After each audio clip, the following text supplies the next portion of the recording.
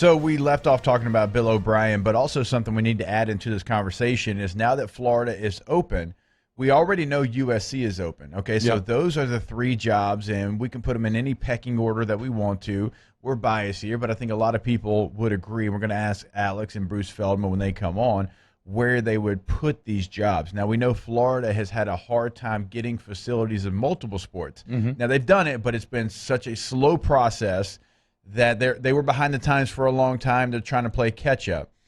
Florida's a great job. Florida's got a great recruiting footprint, although they're not doing good in recruiting right now. And you have a lot of teams that want to recruit your area.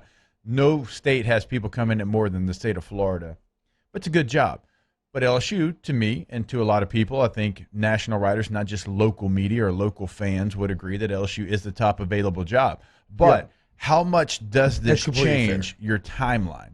Does your timeline go and fast forward because of Florida's now open? Like, you knew USC was open when you made your move. Yeah. Now that Florida's open, because I don't think, look, Virginia Tech's a great job. Washington's a great job, and good coaches will get those jobs. It's not on the same level as Florida, USC, and LSU. So does it change your timeline? Do you feel like you need to rush it anymore? Because we've said championship weekend felt right the entire time. I thought maybe that Sunday we'd have something. And maybe it's sooner than that. I don't know. But does Florida change your timeline at all if you're Scott Woodward? I feel like we're kind of – are we talking around I feel like we're kind of talking about Billy Napier a little bit here. We can. It seems, well, I mean, I just mean in terms of – and, well, I guess the only way that I would see it speeding up the timeline is if they would go hard on Napier. And maybe you've been kind of in a holding pattern where you really like a lot of things about Napier, but you're not quite ready to pull the trigger. But, like, does a Florida move force your hand? What's fascinating to me about the Napier-Florida angle is that, Jake, there's it's very relatable sort of feeling to it all where I have not experienced this many times in my life. I think I maybe have gotten it once or twice back in, like, junior high and high school and stuff where let's say, like, somebody has a crush on you, right? Again, hasn't happened very often. Boy, but I don't think I've didn't ever know where you were going. No, I didn't know where you were going. No, but like, so, okay, let's say somebody has a crush on you. They're very into you. Okay. But you're not into them for whatever reason, just not really into them. And it's just kind of like, you kind of accept it. Yeah, they like me, and that's awesome. And it kind of makes me feel flattered. Good. But, like, yes, I'm flattered, but I'm just not into it. All of a sudden, they show up, and they got a new boo on their arm. And all of a sudden, they're looking a lot more attractive, right? You're like, and then suddenly you're like kind of in your feels a little bit.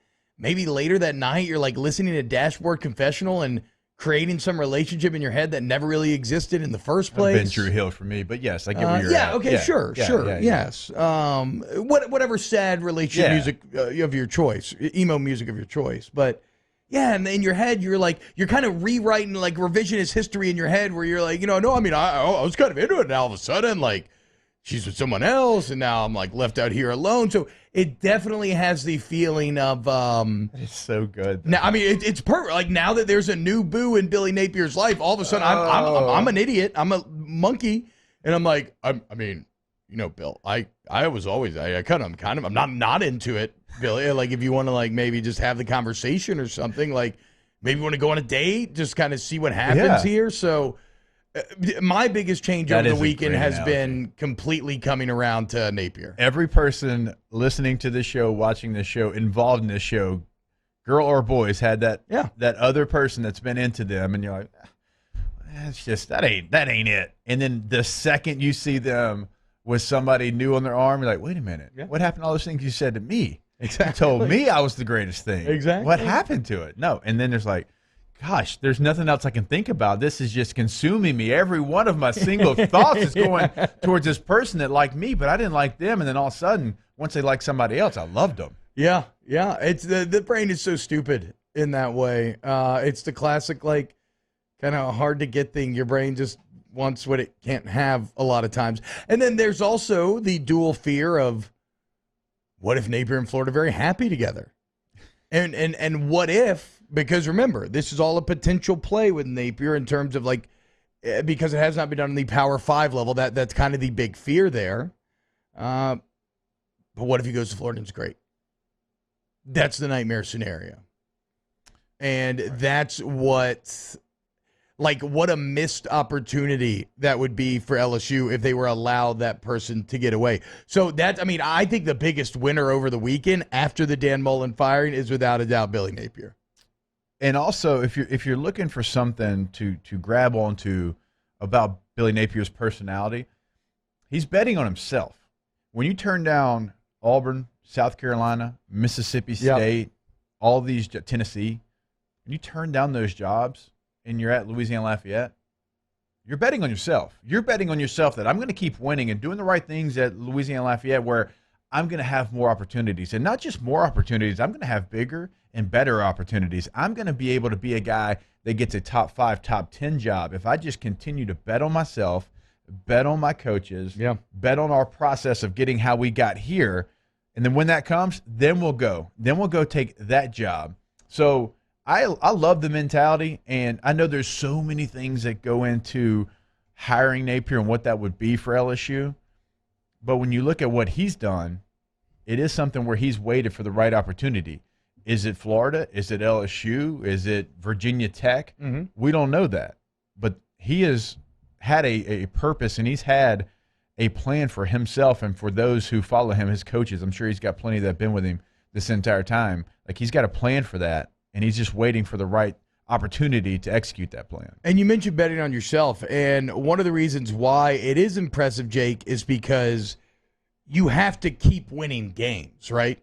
Like when you turn down South Carolina, these other SEC jobs that you're talking about, when you turn them down, UL can't afford to have a step back. Because if you do, all of a sudden you're out all of these conversations. Right. Like no one's talking to you about it anymore. I mean, wasn't there a little while there where like even Hudspeth out of UL was getting some major college kind of recognition, and then he sticks around, things go in a tank, and that's that. So Napier's not only continue to bet on himself, but the bet has paid off. They're 10-1. They're ranked again. I mean, UL being ranked 2 years in a row. Wild. And so there is a level of consistency to the success of Billy Napier that I do find attractive. And yes, I'm an idiot. And I'm not saying, like, maybe Scott Woodward's able to remove himself better and view things more objectively in bird's eye view, and maybe he doesn't care as much about Florida entering the picture. But if you get word that, like, Florida's offering Napier, what do? Do you move? It depends on what your thoughts are. It depends on, what you had in your mind of him before. If it was a deal where you were close and you're like, that's somebody I'm really considering, and then, like, immediately Florida, you get word that they're offering him, then that changes. If he's been so far on the back burner and Florida offers him, you're like, oh, good, fine. We weren't even looking there anyways. Yeah. Right? Yeah, so a lot of that depends. Which you've kind of heard on, like, the Mel Tucker front, all right? Although, I love Mel Tucker, think he would be great here, as I think a few people would. Isn't there kind of an idea that maybe LSU was never super, super interested in Tucker? Would you agree with that? I mean, I don't know. People tell me that all the time. I get told everything, though, so I guess nothing really matters in that regard. Emil's pointing out in the chat, Auburn required Napier retain certain assistants, and that was the report. Doesn't matter. He still turned it down because you can say, yeah, I'll do that. I mean, I think that was part of Les coming to LSU. He had to accept that Jimbo was going to stay on and that other assistants were going to stay here. Like, if you really want that job, you're like, okay, yeah, sure. Cadillac Williams, you can stay as a running back coach. I don't care. That's fine. I don't think Auburn's a great job. Not in the age of Alabama dominance. I mean, I get that, like... It's a great job. It's not on the level of LSU and Florida, in my opinion. It's just too hard. It's just too hard right now. I mean, you're competing directly with this freaking behemoth that's just sucking up all the oxygen in the room. Like, you're getting the table scraps. Sure, maybe you're winning the odd battle, but it is the odd battle. And even, Auburn fans and administration, sure, they were happy with Brian Harsin 3 weeks ago, but look how fast those fortunes can change. All of a sudden, they're like, did we pay all this money for these results? Like, we changed everything over for this. It's the exact same just where we were. And so, no, I mean, I don't know that I find Auburn to be, like, I would take, I'd probably take, like, South Carolina before Auburn. That's a take. Which is really stupid, given the school's history, because South Carolina's football history is garbage. And Auburn's football history is fantastic in comparison, but it just seems so hard to win. It's already hard enough when you're the state over from Lil Nicky. What about when you're actually competing against him in every that's what makes what Smalson did kind of so crazy, is that he still managed to get the odd dub. I will say the thing to kind of back your point, the thing that is tough about Auburn is you are right by Georgia and you compete with Alabama. So I mean, you're hitting Yes, the Bulldogs yes. and the Tide. I mean, you're You're right an hour there. away from Georgia. Yeah, you're right there.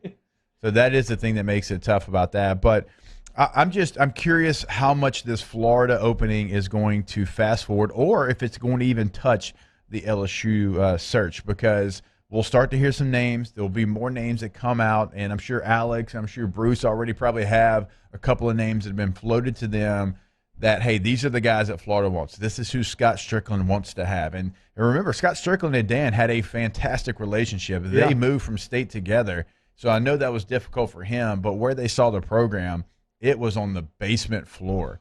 I mean, they have lost to basically every Power 5 school that they've played in the last 2 years, and that just doesn't happen at Florida. And it's the context of the losing where it just feels like there's like a toxicity in the air, right? I mean, Dan's kind of naturally abrasive to begin with.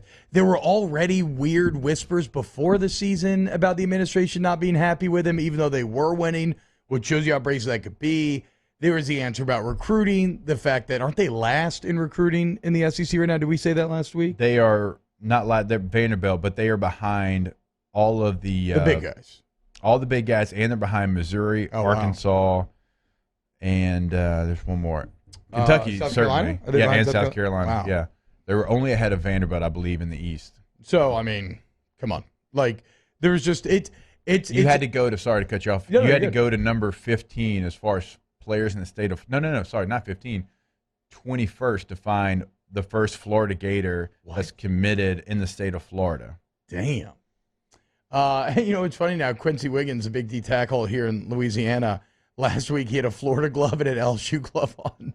I mean, so my man has a completely uncertain future in terms of where. You don't know who's coaching him. No, in terms of where or who he will be playing for.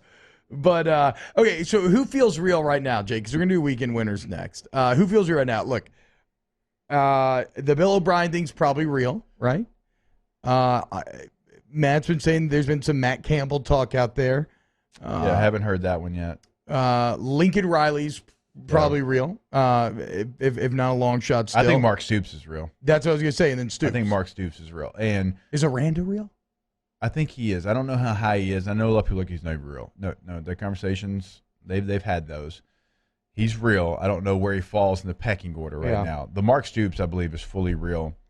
And there's going to be some fans that don't understand the path of Mark Stoops. Mm-hmm. And I would be one of them. My initial reaction to Stoops is a little like the O'Brien thing. It's just a little blitz. Yeah, and I've tried to lay it out, and we can have that conversation on today's show. I'll lay it out. Not to say he's a front runner by any means. Mark Stoops and what he's done at Kentucky, it's been a hell of a job. I mean, it's been really impressive. Now, people are going to say that was at Kentucky. That's not LSU. Can he handle a top-tier program? And I understand that. But when you look at his resume, when you look at what he's done, I understand why his name's being thrown around. Florida, if I'm Florida, Kentucky's beaten me twice in the last 36 years, and this man's been those 2 wins. Yeah. Right? If I'm Florida, I'm calling Mark Stoops. I've had defensive problems for years, right? And typically, like when you lose the offensive-minded head coach, what do? Well, you go the opposite way. You hire a defensive guy. If Mark Stoops went to Florida, I would not be shocked. Remember, the Stoops family has ties to Florida already. I didn't know that. Why? Like Bob Stoops, coach at Florida. I'm saying, I didn't know that. Was he under Spurrier back in the day? Yeah. Oh, okay. Okay. There we go. I feel like, that was going to be a weird connection. There's no point in speaking that out loud. It was going to be something about tequila and a Hispanic presence in Florida, but that's mainly Cuban, not really Mexican, so it didn't make any sense. Sometimes I never know how you get somewhere, but it fascinates me how you get there. And I love when you actually lay it out and explain it to me. Yeah, no. Well, look, the whole point is Bob Stoops has made a lot of money with his new tequila. It seems pretty cool. There you go. But mini drills. Yeah. Okay, when we get back, let's do a little weekend winners. We got Alex Scarborough coming up. Keep it locked off the bench.